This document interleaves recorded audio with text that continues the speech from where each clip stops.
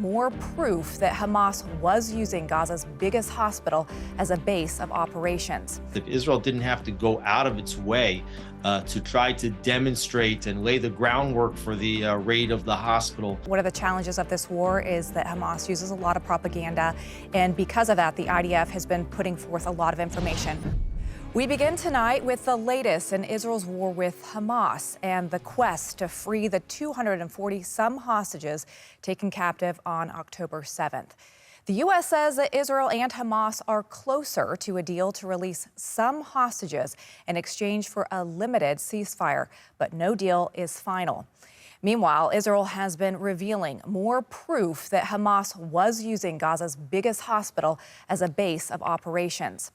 The Israelis released video of hostages in the hospital and also released 2 videos taken by drones or dogs of fortified tunnels beneath that hospital that led to a steel door with a firing hole.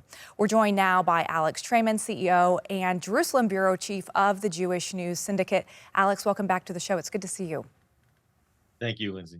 Okay, so over the weekend, there were 30,000 plus people marching outside of Prime Minister Benjamin Netanyahu's office demanding that the government do more to release these hostages. We know now from over the weekend, Israel and the U.S. saying they are closer to a deal with Hamas. What is the latest?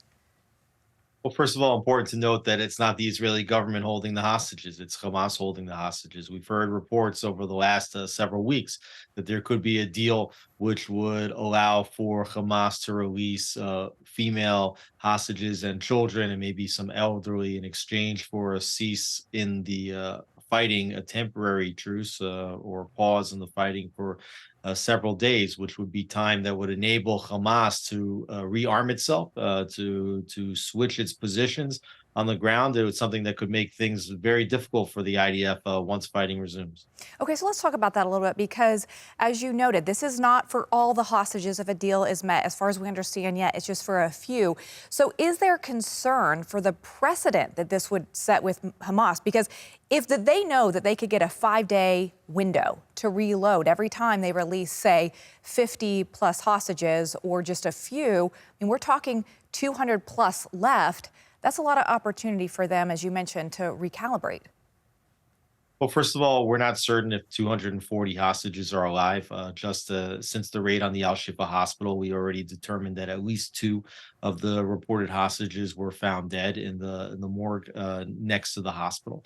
And there's a strong likelihood that there may be other bodies that are currently in the process of being identified that may be reported in the coming days. But certainly the whole concept of hostages, taking hostages, was part of the psychological warfare that Hamas was playing from day one. This is the only leverage that they have over the IDF, and they understand how deeply the Israeli society values every single life and how much it would be willing to do in order to get some of those hostages returned. And unfortunately, Israel has set many precedents in which it pays a hefty price to get back its loved ones.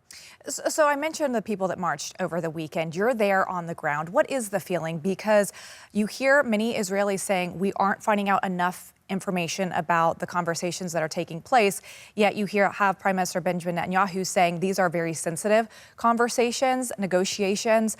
There's a lot of different countries involved in them, and that he's spoken to the families of hostages. So what is the feeling specifically there on the ground?